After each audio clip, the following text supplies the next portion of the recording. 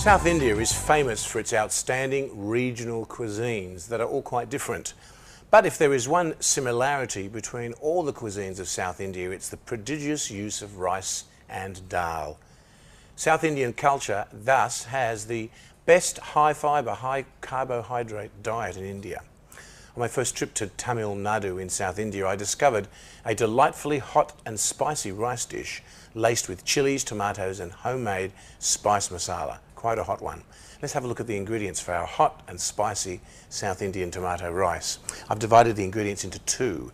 One platter here contains the ingredients for our homemade seasoning called a masala, and the rest of the ingredients over here contain all the rest of the spices and the vegetables. Now for our masala, we need the following ingredients. We need 1.5 teaspoons of oil, 3 large dried chilies, 1 teaspoon of whole coriander seeds, 3 teaspoons of chana dal, 1 teaspoon of urad dal, 1/4 teaspoon of fenugreek seeds, and 1 tablespoon of coconut. You'll notice how all the spices here are whole because they're going to be fried very lightly in a pan of oil and then ground up to a powder. That the whole spices intensify the flavour of the masala. The rest of our ingredients, we have 1 tablespoon of oil, 2 cups of water, 1 teaspoon of salt, 1 tablespoon of ghee, 1 cup of basmati rice, 1 teaspoon of mustard seeds. We've got 10 curry leaves, 2 large fresh red chilies that have been sliced into rings, 1/2 teaspoon of yellow asafoetida powder, and 4 large ripe tomatoes that have been blanched, peeled and chopped. I'll show you how it's done. We've got our wok which is heating up here, taking our wok on the wild side. Heat up some oil, and into that oil we're going to add our whole red chilies. We've got our coriander seeds, our chana dal and our urad dal. And what we need to do is to toast them in our oil until they're fragrant. This is a very important part of South Indian cooking, the toasting of the dal and spices to make them fragrant. Now it usually takes a few minutes until they darken and become fragrant. What happens is the dal and the spices gradually go to a darker colour and wonderful fragrances emanate from the wok. Towards the end of the sautéing, you'll need to add your fenugreek seeds and your coconut. Now over here I have a batch of cooked spices that have already been done.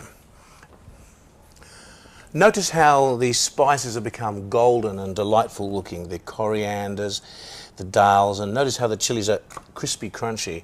That's the best consistency before you grind them up. So we're going to pop them into our little spice grinder here. This is actually a coffee grinder cum spice grinder. Now I have a finished batch here of ground spices. We're going to incorporate these in our tomatoes and then fold them into the cooked rice. Well, the first thing we need to do is to bring our water to the boil for the rice, and this is it right here in our little saucepan. And over here in our large pan we're going to get cracking with the rice itself. We're actually going to saute our rice grains in our ghee. This helps to coat each of those individual little grains of rice, so that when you pour the boiling water in, the end result of your cooked rice is a very flaky, fluffy batch of rice, which is the ideal thing, because we're going to need to fold in our tomatoes to the cooked rice. So it has to be fairly well cooked, otherwise the whole thing becomes a little mushy. Now, notice here how our rice grains are becoming a little translucent. That's the required stage before we add our boiling water, to which we have to add our salt. Before I forget, salt goes in the water, and then the water itself goes into the rice. This is the standard absorption method of cooking rice. Now, stir the rice carefully. Make sure all the grains of rice are submerged in the water.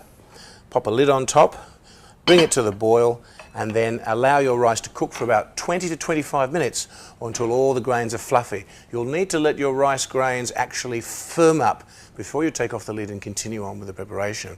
But while the rice is cooking, we're going to prepare our tomatoes. Colavita olive oil goes into the saucepan, and when the oil gets hot, we're going to add our mustard seeds. Mustard seeds need to be sautéed first, just like this, until they snap, crackle and pop.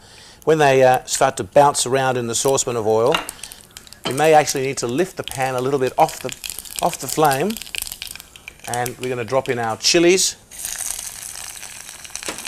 and our curry leaves. Fry those up for a little while. Crackling away it is. When those chilies become translucent, we're going to add our yellow asafoetida powder. Very wonderful aroma. Wish you were here. In an olfactory sense, that is. The asafoetida goes in.